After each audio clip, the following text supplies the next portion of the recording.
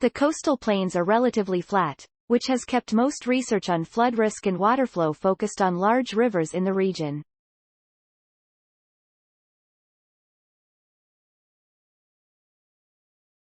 But the new research led by scientists with UT Austin and the Water Institute of the Gulf revealed that although the surface elevation is steady, the landscape is covered in narrow but deep channels that play an important role in moving water. Typically, flood risk has been characterized in Texas and Louisiana based on how close you are to a river, said the study's lead author, John Swartz, who started the research as a doctoral student at the UT Jackson School of Geosciences and is now a research scientist at the Water Institute of TH. But we see through things like Hurricane Harvey that what is happening to the broader landscape when there is a lot of water present is really important. The research is published in the journal Nature Geoscience. Scientists said that understanding the specifics of how the channels move water, especially during floods, in different areas will require more research, and ultimately the findings will need to be incorporated in national and regional flood models. Channels on their own are not an uncommon sight along the coastal plain.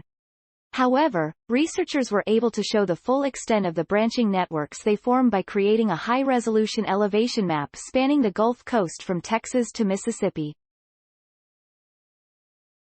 The data for the map came from state and federal agencies, including the Texas General Land Office Natural Resources Information Service, the U.S. Geological Survey and the Federal Emergency Management Agency, which collected the information over the years for local and regional use. As it became public, Swartz and his collaborators used the chance to piece it together and get the most comprehensive and detailed look yet at coastal plain topography.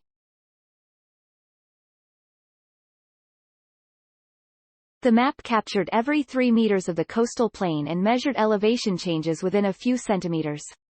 At this scale, a complex array of channel networks emerged.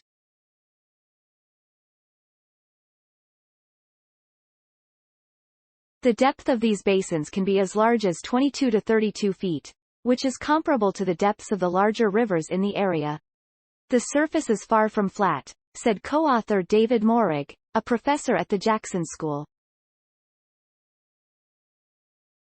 And how the topography is distributed has significant consequences for how extreme precipitation is routed across the landscape.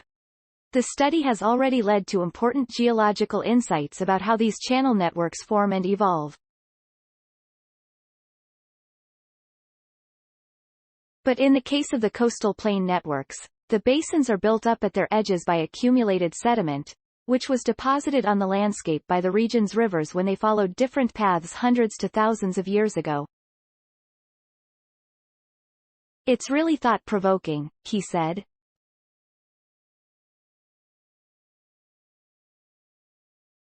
I think it challenges a lot of our models for how we think water sculpts the land surface and how it organizes into drainage basins.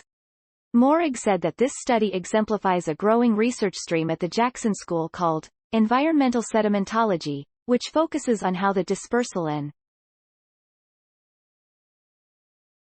the study's other co-authors include scientists from UT Austin and the California Institute of Technology. John M. Swartz, Benjamin T. Cardenas, David Morig, Paula Pasalacqua. https://ift. TT, WSCDCXO. Accessed February 28, 2022.